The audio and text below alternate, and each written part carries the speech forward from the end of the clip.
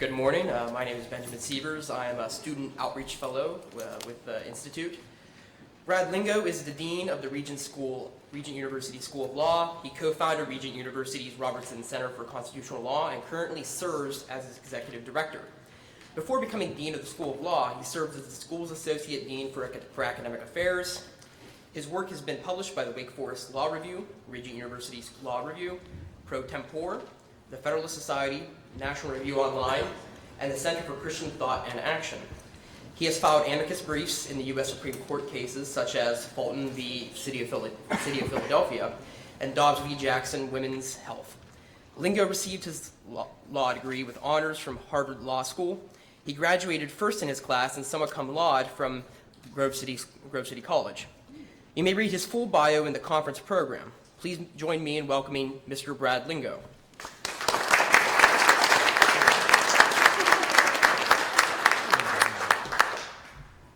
Well, thank you for that introduction. It's wonderful to be back here at my alma mater at Grove City and to speak with you on the Dobbs case and where we go from here. So as you already know, surely, the Dobbs case, which overruled Roe versus Wade and Planned Parenthood versus Casey, was a generational victory for both the pro-life movement and for the rule of law. Roe and Casey deprived people of faith from having their voices heard in support of life. In the places where those voices count the most, the democratic discussion and debate that produces law. Dobbs gave people their voice back. It corrected a serious legal wrong, a wrong that occurred when the Supreme Court took the issue away from the people by creating a new constitutional right to abortion, a right not found anywhere in the Constitution. But now that that question has been resolved, a new question has emerged. Now that the question of what our abortion policy and law should be, now that that's been returned to the people to contest through the ordinary ways that we make law in this country, the question is, what now? Because Dobbs was not the end. Dobbs is just a new beginning. It just restarts a discussion. It allows a discussion to resume that Roe had put on hold. Let me read the very first sentence of the very first page of the court's opinion in Dobbs. Justice Alito wrote, "Abortion presents a profound moral issue on which Americans hold sharply different views." And while that statement is undoubtedly true, it's not exactly a ringing endorsement of the pro-life position. For 50 years, Americans traveled thousands of miles to stand outside in the bitter cold in January in D.C. to march and hold signs to express their views on Roe versus Wade, to express their views that that decision was wrong and should be overturned. But yet I bet none of those signs read, "Abortion presents a profound moral issue on which Americans hold sharply different views." That's not why they were there. They were there because of a deeper truth. They were there because they thought that there was something more at stake than just a violation of the rule of law. They were there animated not by love of the rule of law. They were there animated by their love of humanity, their love of people at all ages and stages of their development. And so my thesis for my talk today is that Dobbs corrected the legal wrong of Roe. And that itself, as I'll explain, is very important. But the post-Roe future, that is about correcting the deeper wrong of Roe, creating a cultural and legal environment where all life is respected and protected and cherished. And so my talk today will focus both on what Dobbs did do, correcting the legal wrong, the violation to the rule of law, and what Dobbs did not do. It did not address the deeper issue at stake. To borrow from the words of Justice Alito, it did not address the profound moral issue on which Americans hold sharply different view. That is left open in Dobbs. That work remains in front of us. And we must consider what role our laws will have as we consider that question. In fact, not only is that issue left open after Dobbs, it's teed up for debate and discussion in a way that it has never been in our lifetimes. Before Dobbs, the question of how our law should address that what Justice Alito referred to as the profound moral issue, that question was theoretical and abstract. It wasn't in front of us. It was not something that the pro-life community had to deal with, because really there was very little that could be done about it in our law. And that is no longer the case. And that is, of course, what makes this discussion so timely. A discussion of our post-Roe future, a future in which faith-inspired voices will have a larger role than ever to speak to the deep moral issue at stake. But a future in which that same issue will be contested on all sides, and a future in which our legal system will continue to have a big role. So I'm a lawyer, or at least a recovering lawyer. Maybe I should say I'm a recovering litigator who's about 4 years clean. I left practice at a large law firm about 4 years ago to start a Center for Constitutional Law at Regent University, where I now serve as the dean. And I see our conference has arranged, I missed this morning's talk, but I see our conference organizers have arranged it that the two lawyers speak first. I'm not sure what that says about us. I assume they want to get us out of the way early so they can get to the really interesting stuff. But I do plan to play to type in this talk. I'm going to frame my remarks from my point of view as a lawyer and a legal academic rather than a politician or a political consultant.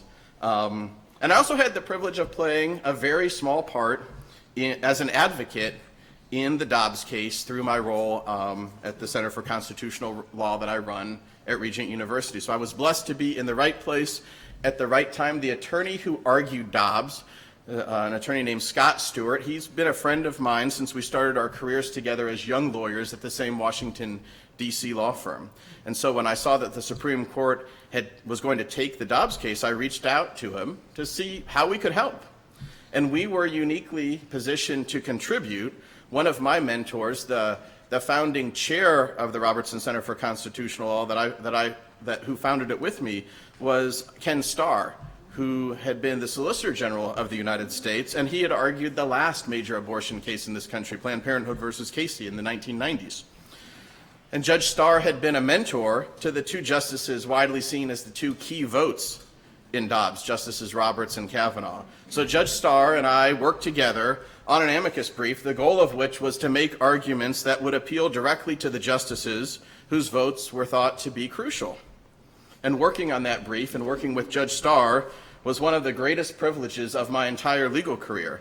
And it's a memory that I cherish now that Judge Starr has left us far too soon. So just very quickly, what was the Dobbs case? The question in Dobbs was whether Mississippi's ban on abortions after 15 weeks was constitutional. Mississippi's law banning abortion after 15 weeks ran afoul of what's been characterized as the core holding of Roe versus Wade, which is that a state can't ban pre-viability abortions. Of course, 15 weeks is before viability, and so Mississippi was banning abortions before viability. And so Mississippi's law could not really honestly be reconciled with Roe. And most people thought that Dobbs was the best and perhaps the last chance to overrule Roe, certainly the best chance there'd been in a generation.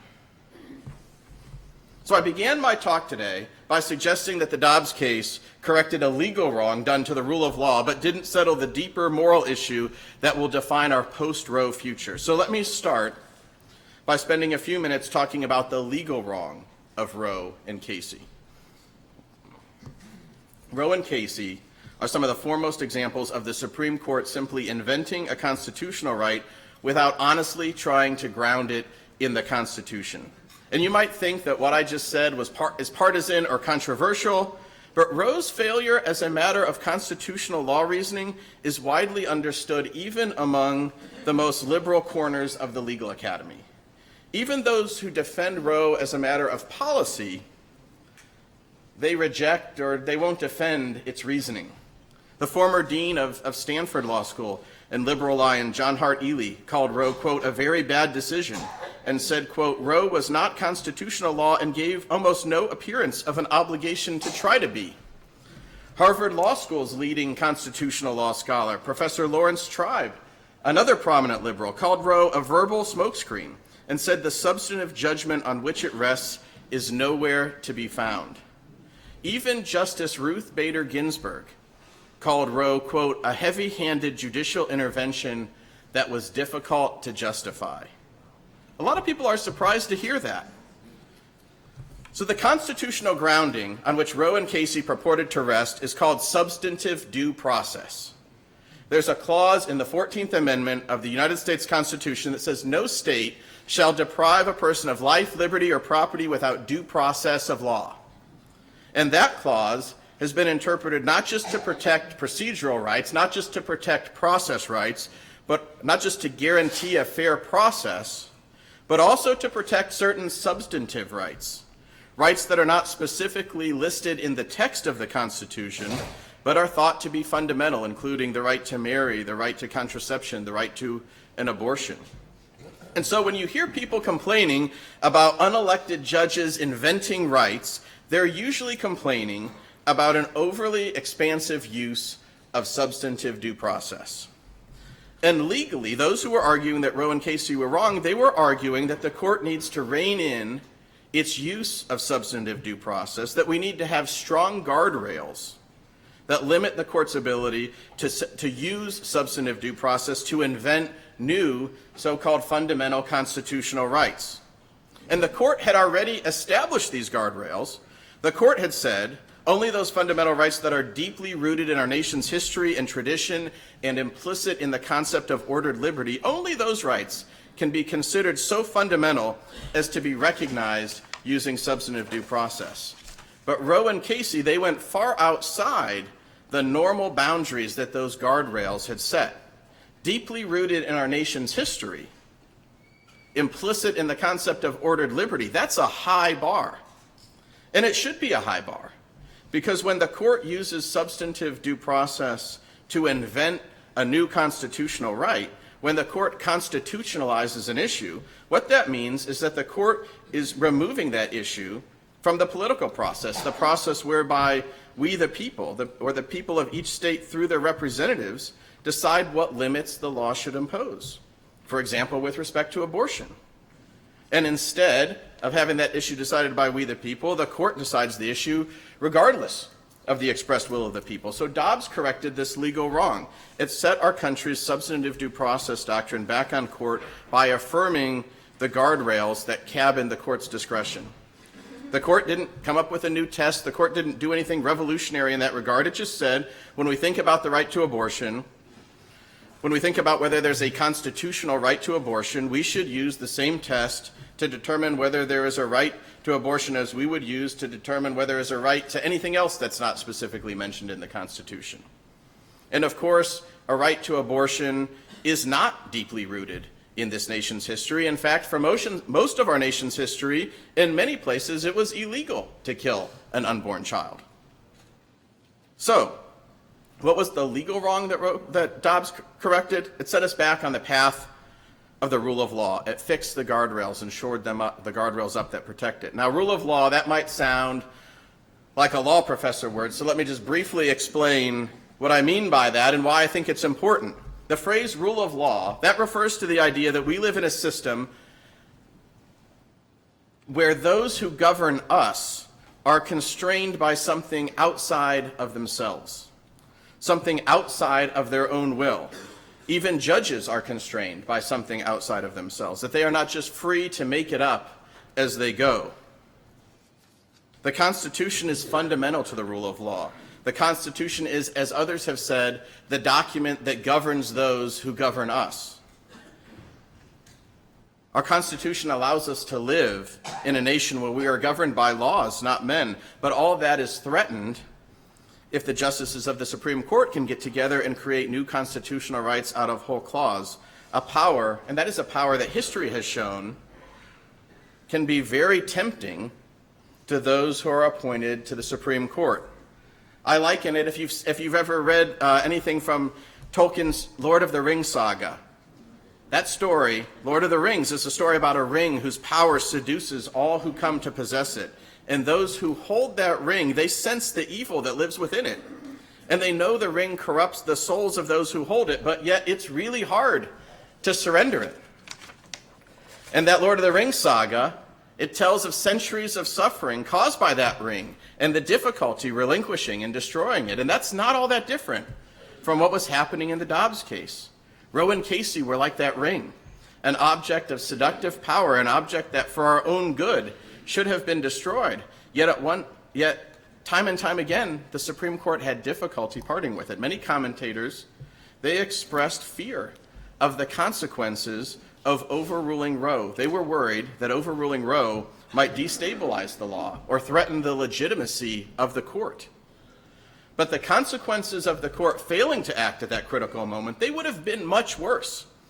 Time and time again, proximity to Roe and Casey has transformed our leaders and institutions into golem-like, grotesque creatures that our founders would not recognize. It's turned the Supreme Court into a policy and a policy-making body, and it's undermined its legitimacy. And our judicial appointment process has devolved into a partisan circus with abortion precedents in the center ring. Not long ago, you'll remember a few years ago, a prominent U.S. senator stood on the steps of the Supreme Court and threatened the justices that they would pay the price and they would, quote, not know what hit them after the justices jeopardized his precious by failing to adopt his preferred view of third-party standing in an abortion case. That's how crazy things have gotten. And of course, there was the unprecedented and shameful leak of the draft opinion of Dobbs, which was followed by an assassination attempt on the life of Justice Kavanaugh. Few issues divide Americans like abortion, and these divisions will endure long after Dobbs. And if we've learned anything from the past 50 years, we've learned that the Supreme Court cannot craft a social and health policy that will resolve these differences. But the court did have the power in Dobbs to destroy the ring. It had almost done that once before. It's been widely reported that in Casey, the votes were initially there to overrule Roe. And then at the last moment, Justice Kennedy changed his mind. He changed his mind and decided to save Roe. And when he wrote the opinion, or the joint opinion, Casey grounded the abortion right in, quote, the right to define one's own concept of existence, of meaning, of the universe, and of the mystery of human life. That's a direct quote. That's the justification. That's not constitutional text or structure or even the right to privacy.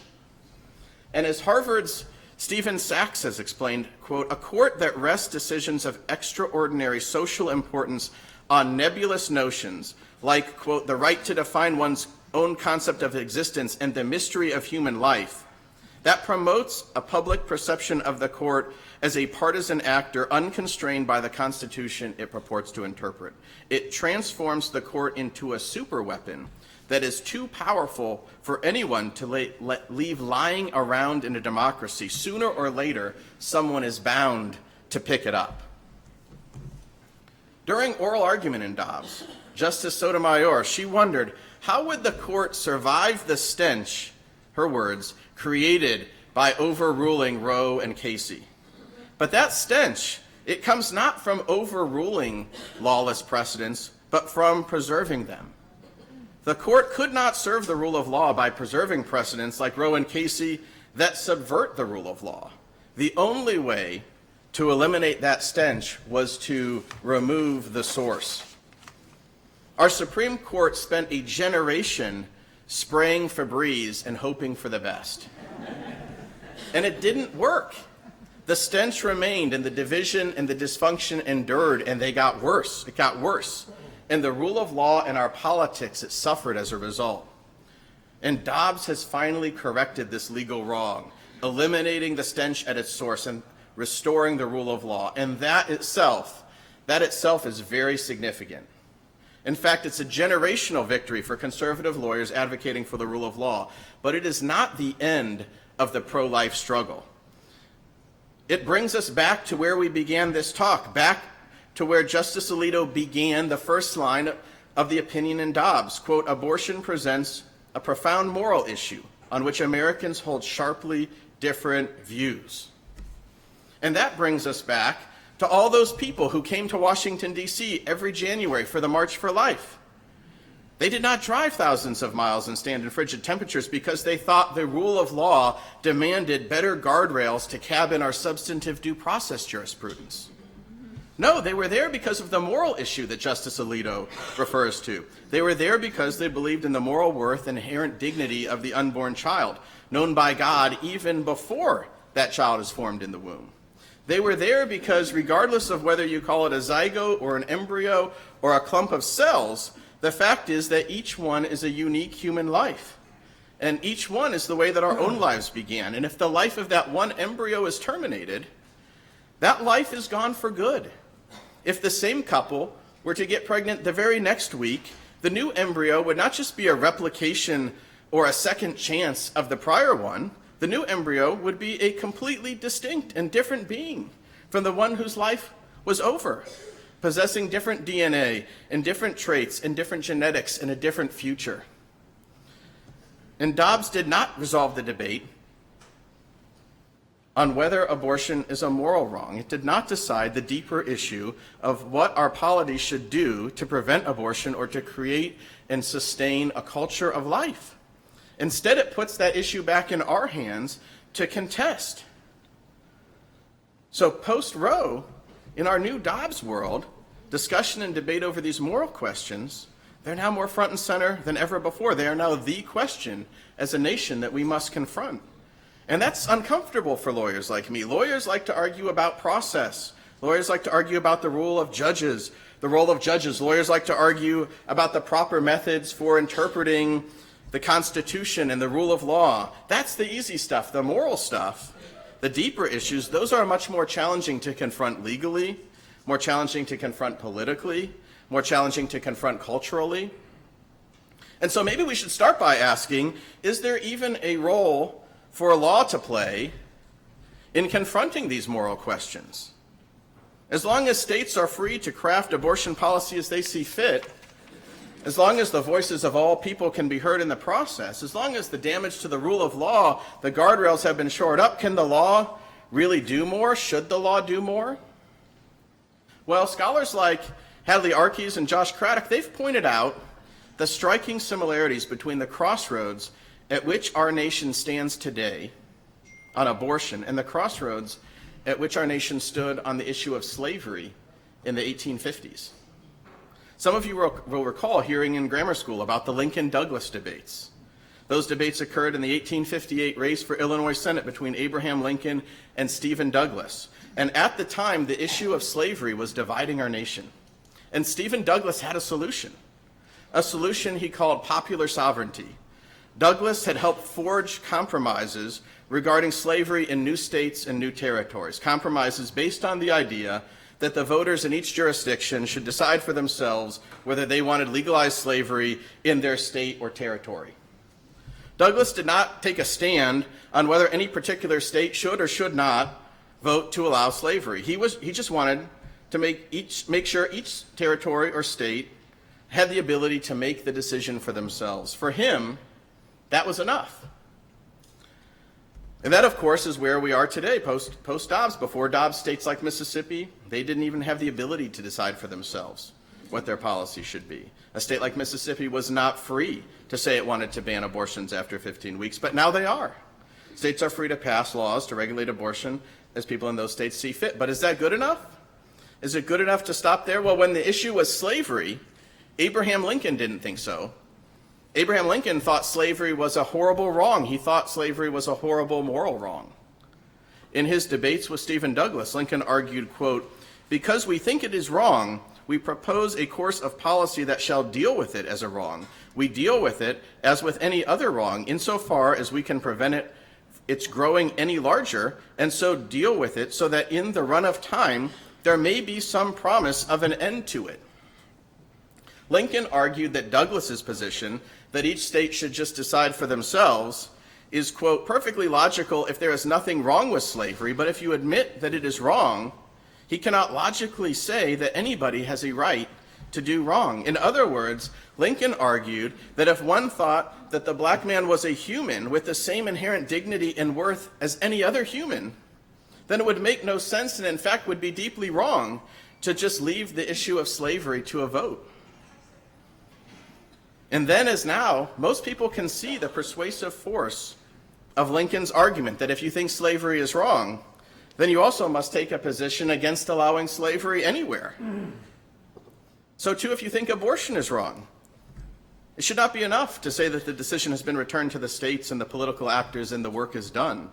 No, you must still care and understand that there's much work to be done, including the work toward, in Lincoln's words, the promise of an end to it.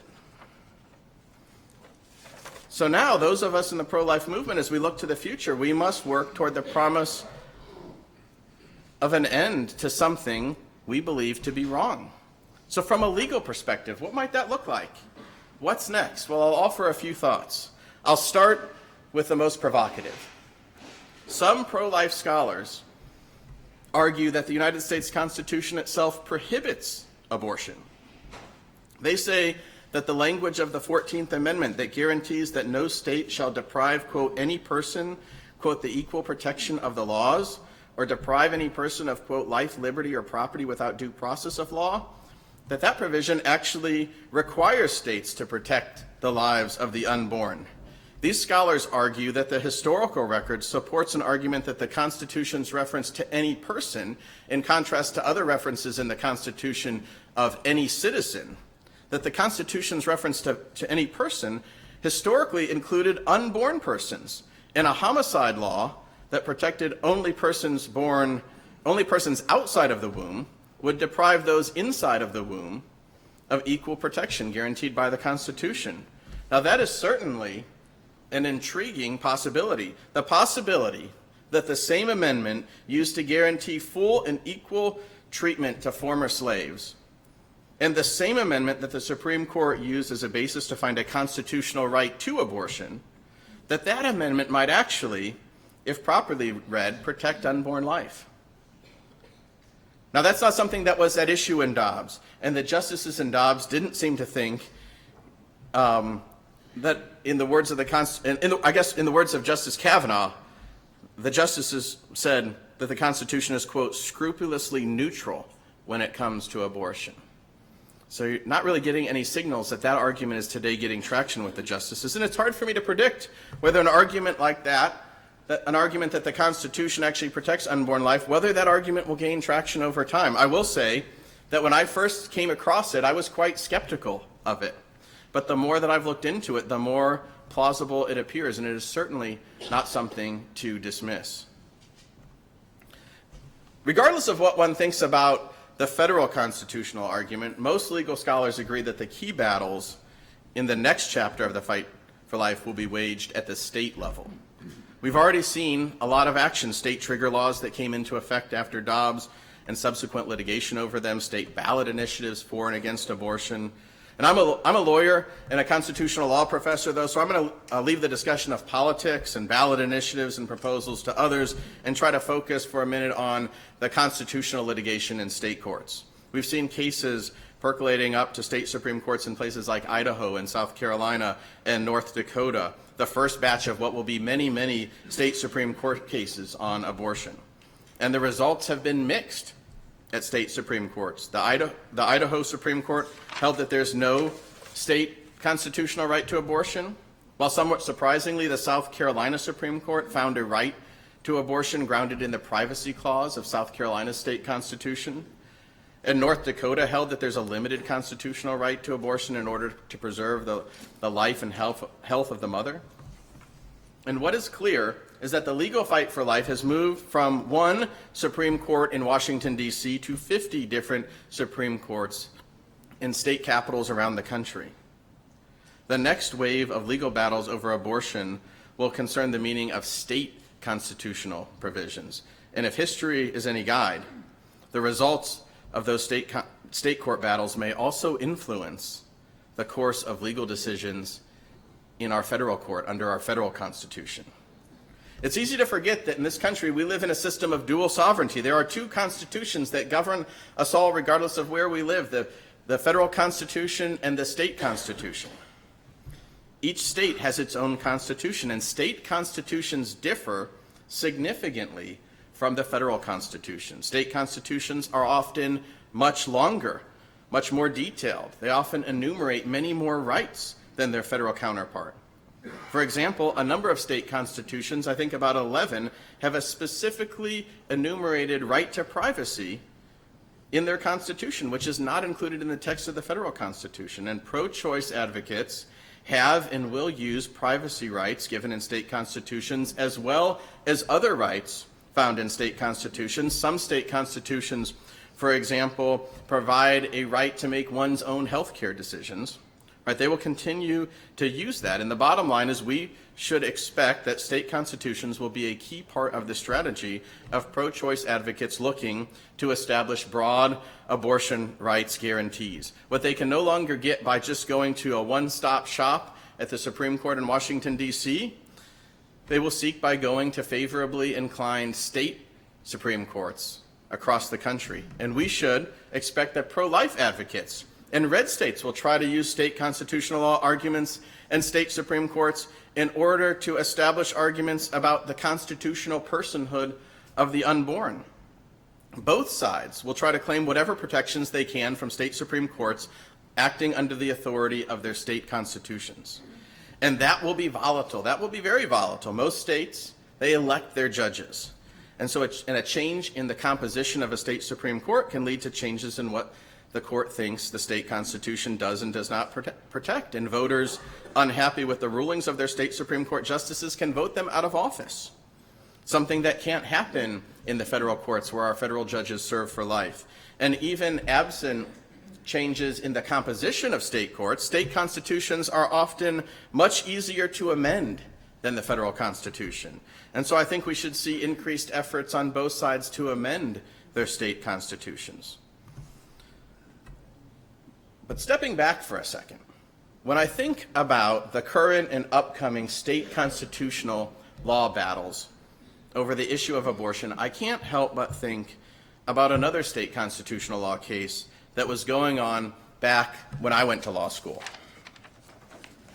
When I was at Harvard, there was a case pending in the Supreme Court of Massachusetts asking that court to find that the Massachusetts Constitution guaranteed a right to marriage that could not be denied on the basis of sex or sexual orientation. And the Massachusetts Supreme Court held that such a right could be found within the Massachusetts Constitution's conception of liberty. That first recognition of that novel right occurred in a state Supreme Court whose ruling was based on its state constitution. And now I'm here, and being back here, frankly, it makes me feel old. So I'll say I'm old, but I'm not that old. I graduated from Grove City in 2000. I graduated from Harvard Law School in 2003. And back when I was at Grove City and at Harvard, if you would have told me in 2003 that just 12 years after that first ruling by the Massachusetts Supreme Court under the Massachusetts Constitution, that just 12 years later, the United States Supreme Court would find a similar marriage right under the federal Constitution, I don't think I would have believed you. I don't think that that was really conceivable to me, but it shows you the scope and speed of change that is possible. And if there is a path for constitutional personhood under the federal Constitution, it too will likely start by being recognized by a state Supreme Court interpreting a state constitution. Of course, back when I was in law school, it was basically also inconceivable to me that Roe versus Wade would be overruled. But less than 20 years later, here we are. So together, that Obergefell gay marriage case and the Dobbs abortion case, they show us that although the arc of constitutional law may seem to progress slowly, term by term, and it may seem to a lot of outside observers that we're just going one way, maybe in a direction that they don't like so much, right? Actually, there's a breathtaking amount of change that is possible in either direction over a relatively short time in our nation's history. In the 20 years since I graduated from law school, there's been so much constitutional law made that I don't think any of us could have foreseen at the time. That's an important lesson from Dobbs, and it's an important reminder about what's at stake for the generation to come. But Dobbs also provides another really important lesson for Christians concerned about the current state of our country and its laws. I think we're too quick to think that life and liberty is preserved first in the courtroom and second at the ballot box. The important work, the most important work, it cannot be done at the ballot box or in the courtroom. It must happen in the culture, one person at a time. Our constitutional law, for better or worse, resides downstream from culture. And I'd submit that both the Obergefell case and the Dobbs case are great examples of that. Dobbs is an excellent case study. A decision like Dobbs, it seemed, as I said, almost inconceivable to me when I was in law school. So how and why did that happen? Why such a profound change from the court on this issue? And you might ask the same question about the gay marriage case as well. Well, on the surface level, when we think about Dobbs, maybe you think back to how I began the talk, and you might say, well, hey, the pro-life legal advocates, they just had a really strong argument there. Just as a matter of regular old constitutional law, Roe was wrong. There was no constitutional right to abortion. Roe's conception of substantive due process was wrong, even as many on the left have acknowledged. Combine that with the appointment of some conservative justices, and voila, Roe is reversed. All that rule of law stuff that I spoke about a few minutes ago. But there's also something much more going on. After Roe, pro-life Christians around the country, they met and they prayed and they marched and they held fundraising dinners and they refined their arguments for life and they started crisis pregnancy centers and they adopted babies and they helped moms who kept their babies, and they never gave up. And they told the stories of those moms and their children in a winsome way, rooting those stories in values like life and truth and love and justice.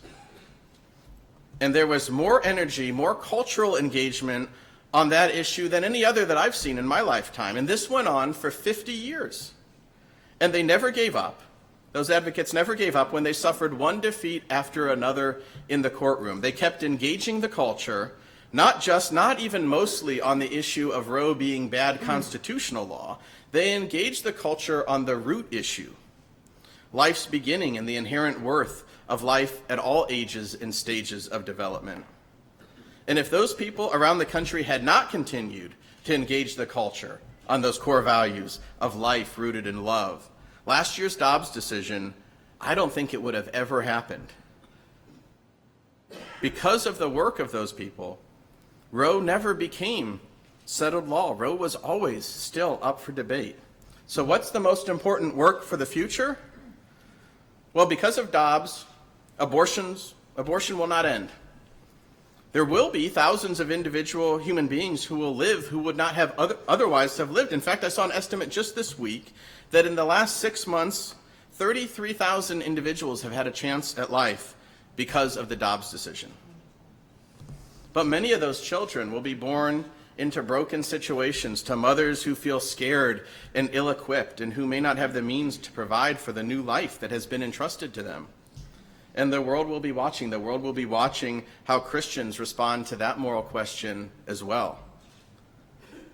So the topic I was asked to address, Dobbs, and where do we go from here? Dobbs opens a new chapter, a new opportunity for people of faith who value life. And the next chapter will likely be much more challenging than the last one. It will at least require more from us. The moral questions of abortion are now front and center in our culture and in our laws and in our nation. And how we answer those questions will determine the future. A legal wrong has been righted. The issue of our nation's abortion policy has been returned to we the people. But the moral questions remain, and they linger, and they should prompt people of faith into action. The lawyers did their job, and what happens next, that's up to us. Thank you.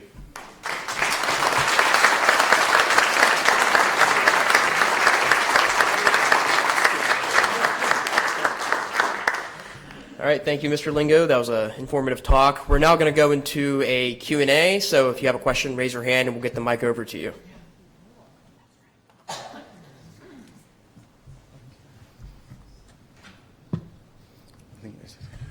My question has to do with the possibility for our state, Pennsylvania, to come out with a legal position that is on the side of right, as I, as a believer in the gospel of Jesus Christ, believe what is right and wrong. Where do you think our state stands, particularly in light that it will be heard by our state Supreme Court, and how most of us can obviously predict how they would come down regardless of what our legislature chooses to do? Well, so I will say I went to Grove City in 2000, and I left Pennsylvania and haven't been back a lot since. So I don't have a lot of expertise on the inner workings of the Pennsylvania State Constitution or the Pennsylvania Supreme Court. Although I am aware, right, that there's a case, Allegheny Reproductive Health Center versus Pennsylvania Department of Human Services, that's percolating up to the Pennsylvania Supreme Court, where this issue of whether or not there's a right under the Pennsylvania Constitution is going to be at issue. And I guess what I would say to you, I sensed in your question that you're feeling pessimistic about whether or not you'll get a ruling that you like, if that ultimately out of the Supreme Court there. And I would say that especially when we're thinking about state constitutions, right? We talked about Roe and Dobbs and how even the status quo at the federal level is volatile, but at the state level, right, it's always volatile. Right, it's what's here today can be changed, in 5 or 10 years. Right, new justices on the Supreme Court, new constitutional amendments, and everything can change. And so, regardless of what happens in any initial decision in any state court, one way or the other, that won't end things. It will still be contested, and will be contested for years, and will be volatile. I think we should be prudent and slow in moving forward at the present time. What we need to do is change the composition of our state courts, and then we might get a favorable ruling. All right, thank you. Is there a question over here? Well, I wasn't really going to ask a question. I was kind of going to respond to his question. Sure, go ahead. Okay. The Allegheny reproductive health case was argued before the Supreme Court back in October. And so we're waiting for a decision. I agree with everything you said with regard to the need to focus on the moral issues. And I agree with you with regard to the need to become actively involved in the political process as it relates to electing representatives, because for the first time in 12 years, the Democrat Party has taken over the House of the State House in our state government, and it really has brought legislative efforts to a halt, because we have a very pro-abortion governor and a strong pro-abortion lobby or contingent in the Pennsylvania House, and they are in the process of trying to repeal the Abortion Control Act. They're in the process of coming after pregnancy care centers, and they're even trying to pass a law where abortions can be performed by midwives and nurses as opposed to physicians. And so, the fight has just begun, and I just wanted to encourage you and say that I agree that we have to take our stand as believers and not be wary. Thank you.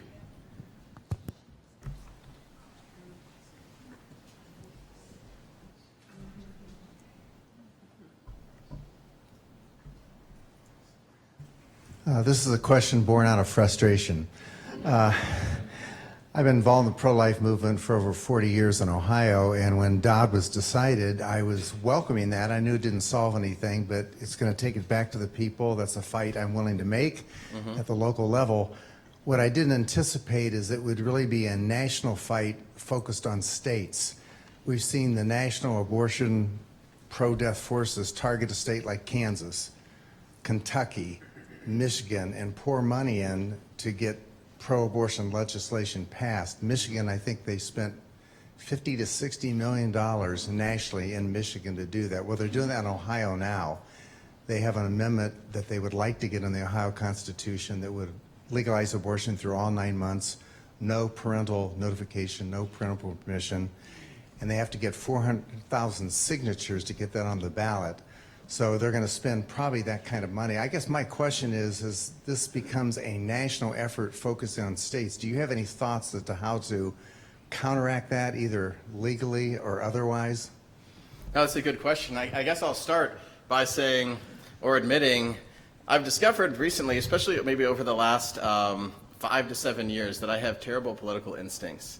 There's been a lot that's happened politically that I didn't really see coming, and I didn't quite understand. And I will say that these ballot initiatives on abortion, I would include that right up at the top of the list. I would have thought, and maybe I'm biased by my own views here, that if people wanted to run state election campaigns pouring money on the issue of promoting abortion, I would have thought, have at it, right? That seems like a pretty reasonable. I'm not that concerned about that. But I would say, the results in some of those state ballot initiatives surprised me, it's essentially sort of further confirmation of what I've realized over the last several years of my poor political instincts. But right, state. When we think about what can happen in state constitutions, right, and state constitutional law, that would override any of the sort of ordinary law measures that are passed by legislatures or otherwise, right? And so I think that's really the key.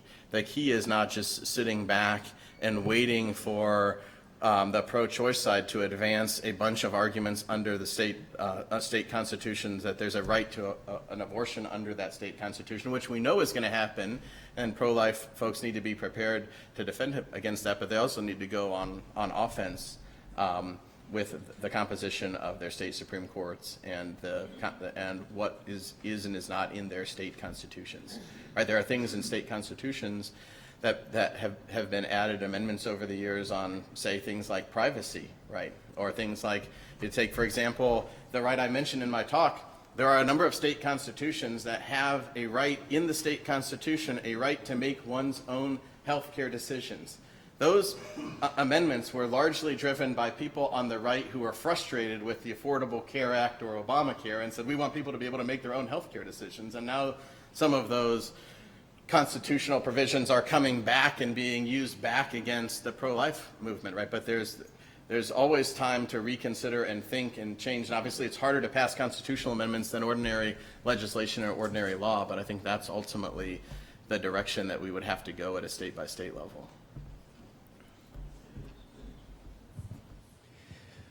So you commented on whether or not the 14th Amendment could currently prohibit abortions nationwide, and then you talked about the various efforts within the states to restrict abortions.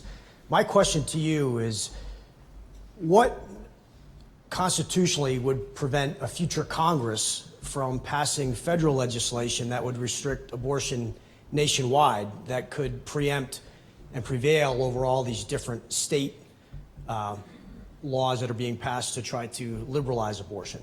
That's a good question, right?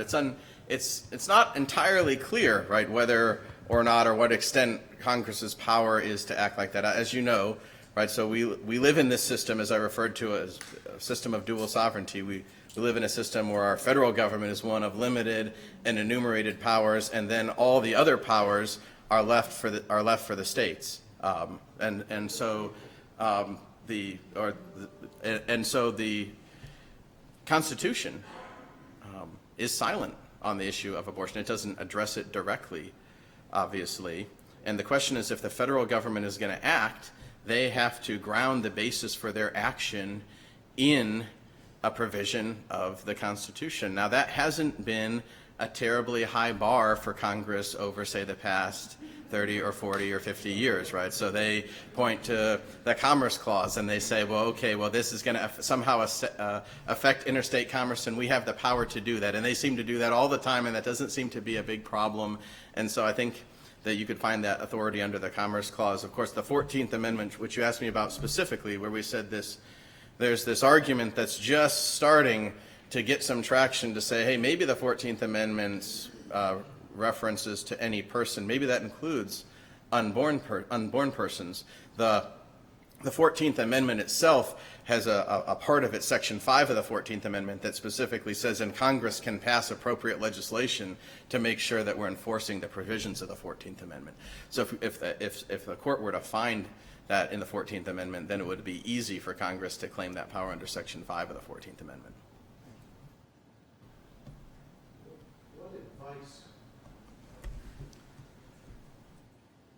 What advice would you have for those of us who feel called to continue to pray privately, pray publicly, and to demonstrate in small groups near abortion clinics? It seems that lately vicious retributive actions have been taken against those. In the marches for life, you feel, safety in numbers. They can't arrest 100,000 of us, but they have really gone after individuals for just prayer in front of abortion clinics. What advice would you give us? I mean, that's a great question. The first thing I would say is, when we're engaging the culture on the issue of abortion, I think we need to do that in a winsome way that's rooted in love for both the potential life and the mother, right? That there are very few people who are ever going to be persuaded by being shouted at or treated rudely, right? And in fact, that just that's almost counterproductive, right? If you look at the sort of the history of the civil rights movement in this country, and people, right? People protesting, but grounding that in universal human longings and love and prayer, right? I think that's completely appropriate, and that's I think an important thing for Christians to think about as they're trying to advocate, doing that in a winsome way that's going to draw people to what they're doing. And some of that I think is going to be behind the scenes, or some of that is not going to be so glamorous or so up front. I mean, the thing that I think about the most as we think about this next chapter, I think about when I was a lawyer in Charlotte for a while. There was down the road from us, there was a college called Belmont Abbey College, and Belmont Abbey College had a home, and that home was for young mothers who were thinking about pursuing a college education, and they had babies, right? And they had been abortion minded, and they had chosen to keep their babies, and that's a huge decision for those mothers. And then what happens as a result of that decision, right, is something wonderful. There's a person gets a chance at life who wouldn't have a chance at life, but then caring and providing for that person is an extremely difficult, extremely expensive, extremely time-consuming task. And I mean, if I could just snap my fingers and say, hey, Christians, what would I love to see Christians do? I would love to see Christians rally around all the mothers who have kept their babies, setting up more homes like that to allow opportunities for the women, allow opportunities for the children. And I think that in a quiet way, that would be a very, very powerful witness to our culture. And that ultimately, that's how things change. Yeah. As you've said, this isn't just a legal issue, but a moral issue. And it seems like that the Nuremberg war trials are a great historical wake-up call that men can't just make up their own rules. And the Nazis said, well, we're just obeying orders. But we're sort of reinforcing their eternal moral precepts that are immutable, unchanging. And certainly Blackstone and others believed that the moral law was revealed in natural law were unchanging moral principles like 10 Commandments. Why isn't there a greater effort to tie that into the moral and legal issues of things like the right to life and abortion? Because it seems like it's a screaming historical lesson to the whole world. Men can't just make up their own rules, their own laws. There's unchanging moral principles of the 10 Commandments. Yeah, I guess I think that's an important piece of the work that's been ongoing and is left to be done. But I think a lot of that work comes through engaging the culture on that issue, right? Having people understand those deeper truths that are at stake and persuading them to come around to that. And that's honestly, when I think about institutions like Grove City and why they're so valuable to this country, right? So for so many of folks in the younger generation, even folks that I see come into law school these days, right? They're not familiar with our history. They have not been inducted into some of the great long-running conversations of Western civilization, much less recent history in the 20th century, right? And so some of that work, I think, happens actually through educational institutions so that people are aware of our history. People are aware of the great thinkers that have come before them, including people like Blackstone. People have been inducted into those conversations that have been going on and are ready to participate in them when it becomes their turn to lead. Okay, great. I really don't have a question, I just have a couple comments. This year, I'm sorry. This year, we elect judges in Pennsylvania.